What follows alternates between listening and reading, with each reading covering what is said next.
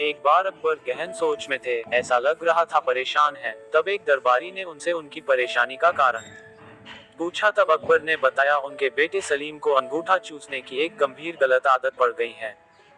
जैसे जैसे वे बड़े होते जा रहे हैं, इस आदत की वजह से हम सभी परेशान हैं, लेकिन शहजादे जिद्दी हैं और किसी की नहीं सुनते। तब उस दरबारी ने अकबर को एक संत के विषय में बताया। उसने कहा कि एक संत है, कहते हैं कि उनसे जो एक बार बात कर लेता है वो उनकी हर बात सुनता है और अपनी सारी बुराई त्याग देता है। उसकी बातें सुन अकबर को अपनी परेशानी का हल उस संत में दिखाई दिया और अकबर ने उस संत को दरबार में लाने का आदेश दे दिया। कुछ समय बाद संत को दरबार में बुलाया गया, उनका आदर सत्कार किया गया। तब संत ने लाने का कारण पूछा। अकबर ने उन्हें सलीम की अंगूठा चूसने की आदत के बारे में बताया और कुछ उपाय करने कहा। अकबर और सभी दरबारी टकटकी लगाए संत को देखने लगे कि वो क्या उपाय करता है, लेकिन संत कुछ देर सोचने के बाद बोला, उसे 1 हफ्ते का समय चाहिए, और ऐसा कहकर वो बिना सलीम से मिले चला गया। तो उस समय दरबार में महान बीरबल भी मौजूद थे।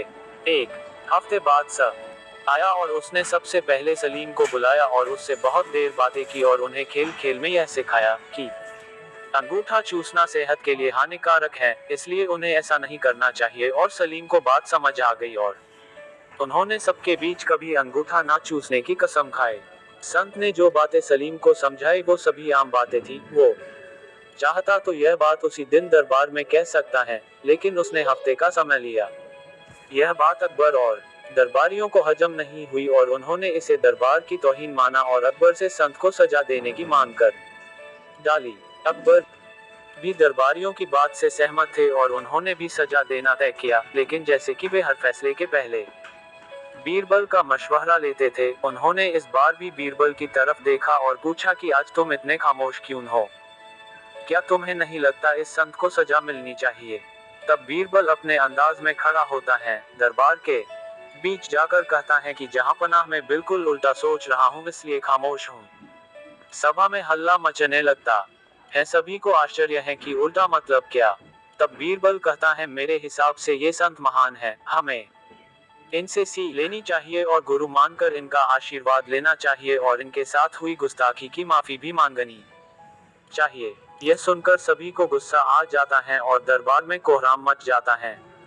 तब अकबर गुस्से में बीरबल से कहता है, गुस्ताख बीरबल, तुम हम सभी की तौहीन कर रहे हो कि हम इस संत से माफी मांगे।